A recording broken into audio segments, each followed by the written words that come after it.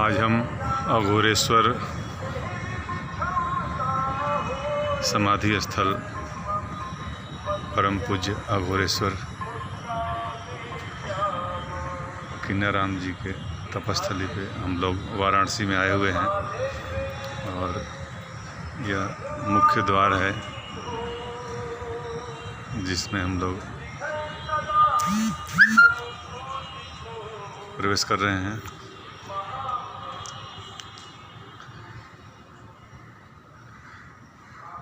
यह महात्मा शिरोमणि जी का चित्र है, जहाँ समाधि स्थल है, जहाँ पे उनको महाविभूति स्थल है। और हमारे सम्मुख हैं श्री कृष्ण नंदन जी महाराज, जो इस अघोरेश्वर प्रबंधन पीठ से जुड़े हुए हैं। और मैं कुछ यहाँ के इस स्थल के बारे में कुछ जानना चाहूँगा। श्री कृष्णनंदन सिंह जी, भाई साहब, यहाँ के बारे में जो हम इस स्थल पे आए हैं, ये गंगा का रमणीक पावन तपस्थली है और बहुत ही मनोरम दृश्य है। और हम चाहते हैं कि यहाँ के बारे में कुछ जानकारी मिले कि यह कैसा स्थल है और इससे यहाँ आने में हमें बहुत शांति मिल रही है। इसका प्रभाव क्या है, कुछ आप यहाँ के करीबी हैं और जानते हैं जी। यह स्थान अघोरेश्वर भगवान राम जी अपने जीवन काल में ही चयनित किए थे और अपने शिष्य जो अंत शरीर छोड़ने से पहले बाबा गुरुपद संभव राम जी, जो वर्तमान में अध्यक्ष श्री सर्वेश्वरी समूह बाबा भगवान राम ट्रस्ट एवं अघोर परिसर ट्रस्ट हैं, उनको आपने निर्देशित किया परम पूज्य अघोरेश्वर महाप्रभु जी ने कि मैं यहीं पे जलूँगा। चूँकि अघोर परंपरा में जितने भी साधु संत हुए और समाधिस्थ हुए, समाधि लिए जी, लेकिन अघोरेश्वर भगवान राम जी पहले ऐसे संत थे जो अघोर परंपरा में एक लीक से हट के उन्होंने अपनी एक परंपरा को कायम की और आदेश दिए कि मुझे जलाया जाएगा जी। और मेरी संस्था और मैं सामाजिक कार्यों के लिए प्रतिबद्ध हूँ। मैं समाज से अलग थलग नहीं रहना चाहता या हमारी संस्था नहीं रहना चाहती जी। तो हम समाज हमसे जुड़े, हम समाज के लिए जुड़े, इस तरीके के भाव के साथ वो थे। और यहाँ का स्थान ये श्मशान घाट है जी जी, बगल में प्रसिद्ध अघोरेश्वर भगवान राम श्मशान घाट, और प्राचीन काल से यहाँ श्मशान है जी।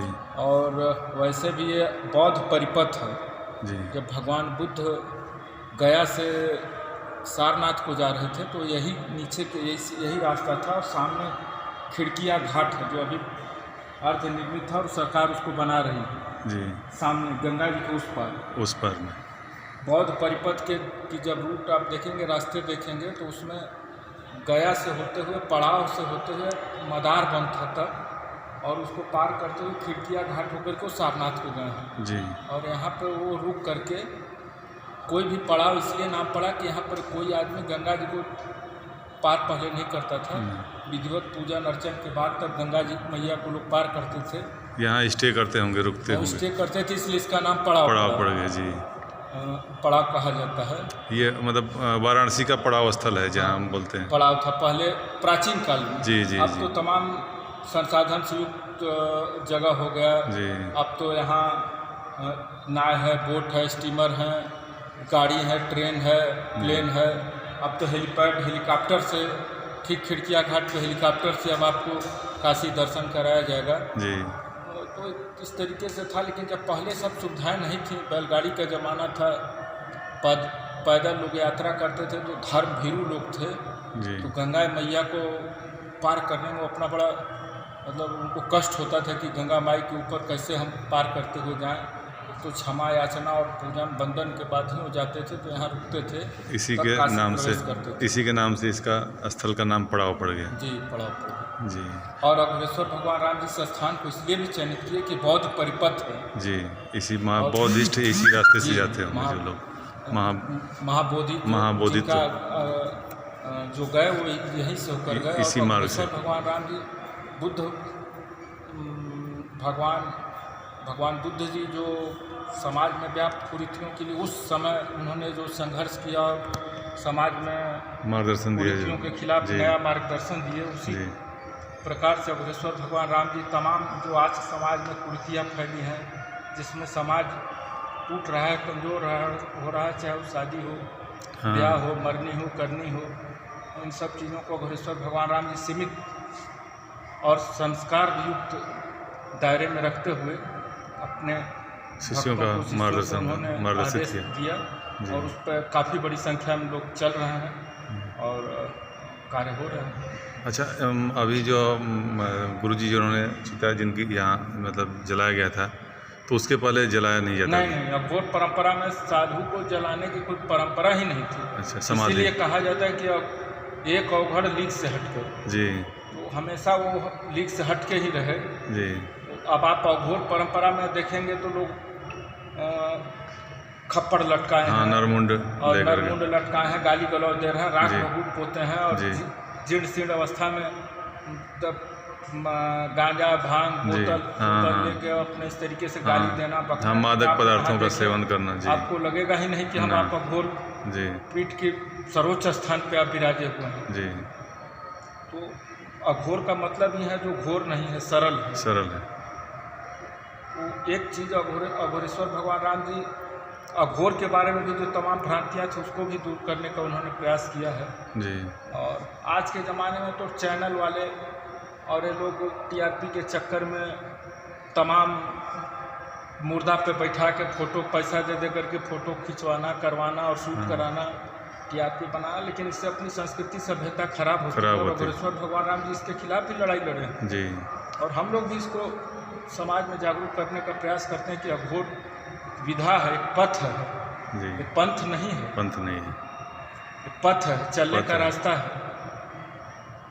ये मार्ग है जिस पे हम अपने जीवन को आगे उच्च चलने शिखर का ये पर ले जा रास्ता सकते है, हैं। पंथ नहीं है। अच्छा, हम उत्तर प्रदेश के वाराणसी जनपद के पड़ाव में गंगा किनारे एक पड़ाव स्थल है, वहाँ पे आगे हैं आपको और समाधि के तब तक और चारों मैं तरफ- ये चीज़ जानना चाहूँगा कि पड़ाव के बाद मतलब वाराणसी में या उत्तर प्रदेश में और संस्थान, इनके संस्थान इससे जुड़े हुए हैं, कौन कौन से स्थल पे हैं ये, जहाँ बाबा के आशीर्वाद से मार्गदर्शन किया जाता है? अपने संस्थान से मतलब अघोर जी जी पीठ से जी यहाँ पे अपने पीठ से तो महाराज श्री बाबा कीनाराम जी का जी। हुआ,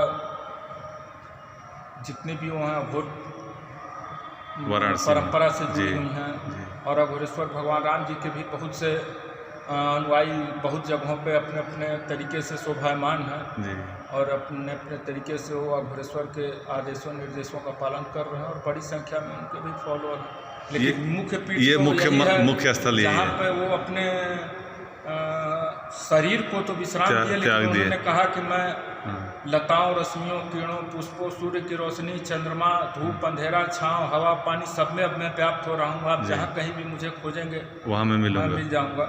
तो यहीं से वो व्यापक हुए और